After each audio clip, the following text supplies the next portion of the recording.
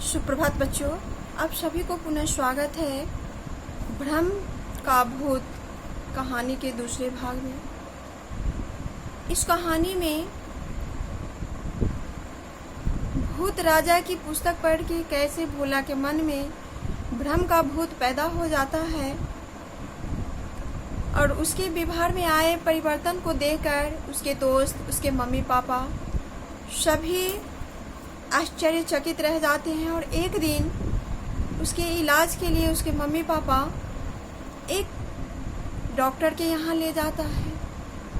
Doctor भी अपनी सारी जांच पड़ताल करके बताता है कि इसे कोई बीमारी नहीं है, हो सके तो आप लोग इसका इलाज किसी मनोवैज्ञानिक चिकित्सक से करवाइए। अब उसके मम्मी पापा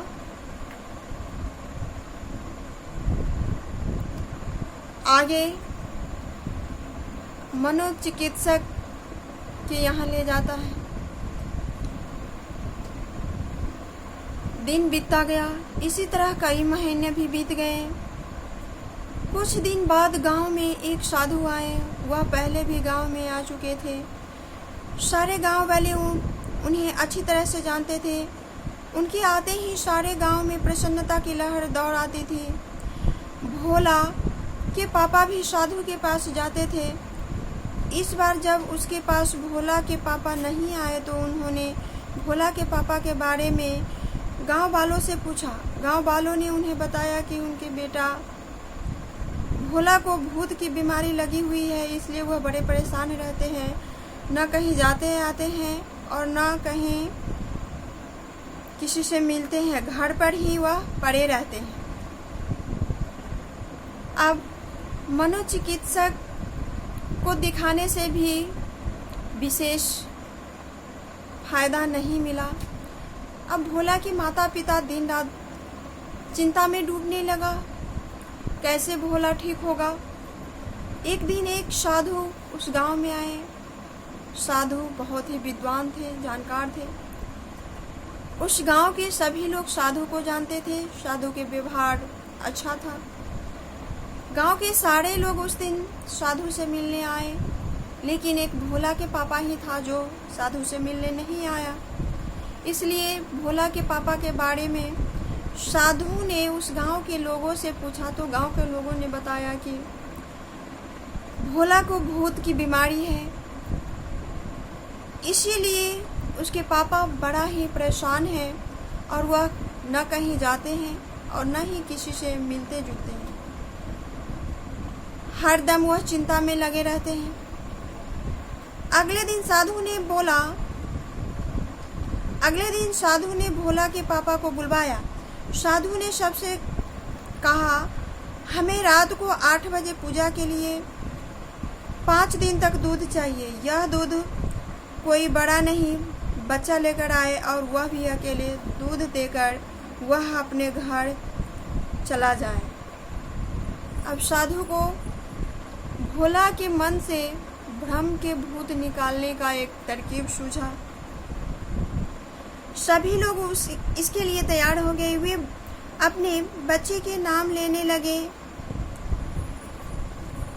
सिर्फ भोला के पापा चुप थे। जब सभी लोग अपने अपने बच्चे का नाम ले चुके तो साधु मुस्कुराकर बोले, नहीं, हमारे लिए सिर्फ भोला ही दूध लाएगा।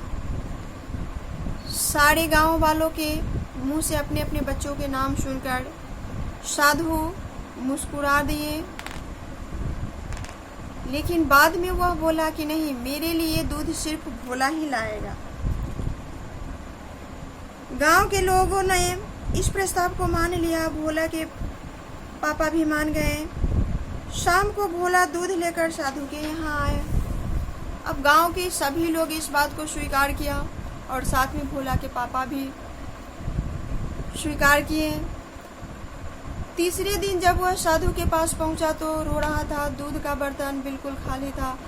साधु ने पूछा तो भोला बोला, रास्ते में भूत ने मुझे घेर लिया और लाख मना करने के बाद भी वह सारा दूध पी गया।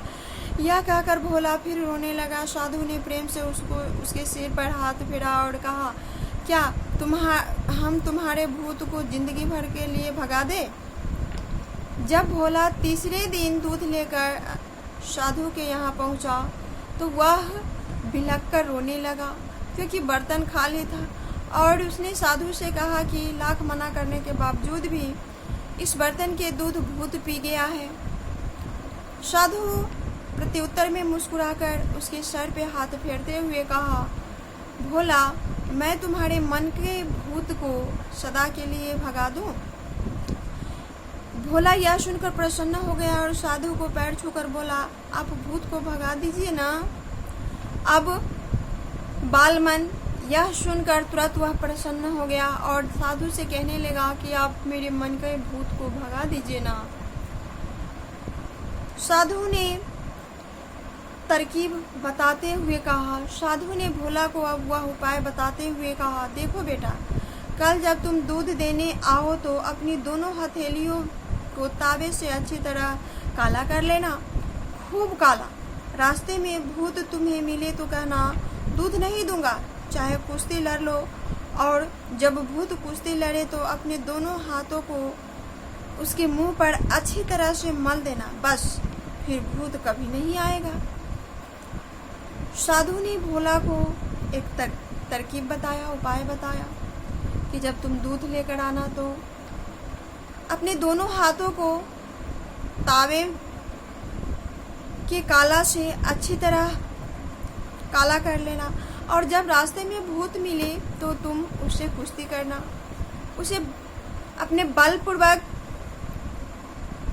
हराना, और जब वह नहीं माने तो अपने दोनों हाथों को काले उसके मुंह में पोत देना, फिर भूत कभी नहीं आएगा। यह तरकीब बताकर साधु ने भोला को विदा किया। भोला ने अगले दिन ऐसा ही किया। उसने अपने दोनों हाथों को तावे से खूब काला कर लिया और सीना फुलाते हुए चला साधु को दूध देने के लिए। जैसे कि साधु ने बताया था उसी तरकीब को भोला ने भी अपनाया और दूध लेकर निकल पड़ा। चलते चलते रास्ते में भोला को फिर भूत मिल गया। उसने दूध मांगा तो भोला ने साफ मना कर दिया। भोला उसे कुश्ती के लिए ललकारने लगा। दोनों में गुत्थम गुत्था हो गई। भोला तो तैयार था ही। उसने भूत के मुंह पर अपने दोनों हाथ खूब रगड़े। भूत भाग गया। भोला जीत गया। वह हंसता मुस्कुराता दूध लेकर साधु के पास पहुंचा। साधु ने भोला को जैसा तरकीब बताया था, जो उपाय बताया था, दूध लेकर जाते वक्त भोला ने भी ठीक वैसा ही किया, साधु के बताए ही अनुसार।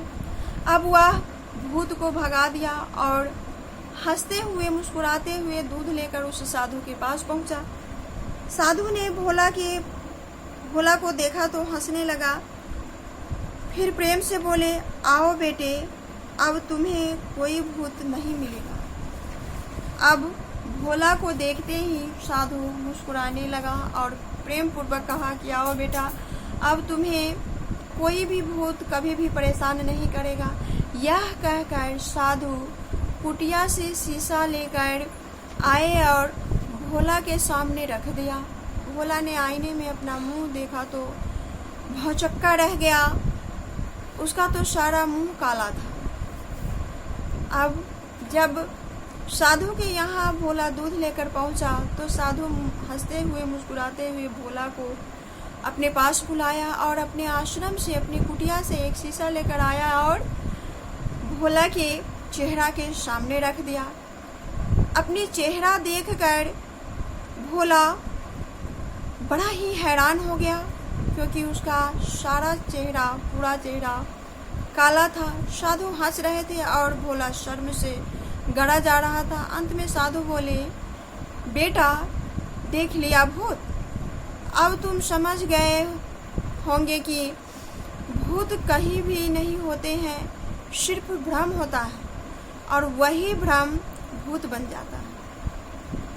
अब उस भ्रम का भूत को साधु ने अपने तरकीब से, अपनी बुद्धि से उस भोला के मन से निकाल दिया और यह समझाया कि बेटा, भूत कहीं नहीं होता है, कोई भूत नहीं होता है। यह सभी हमारे मन का भ्रम होता है। हम खुद ही इतने भ्रमित हो जाते हैं कि भूत से डरने लगते हैं। आज से डरने की कोई आवश्यकता नहीं है, कोई भूत नहीं होता है।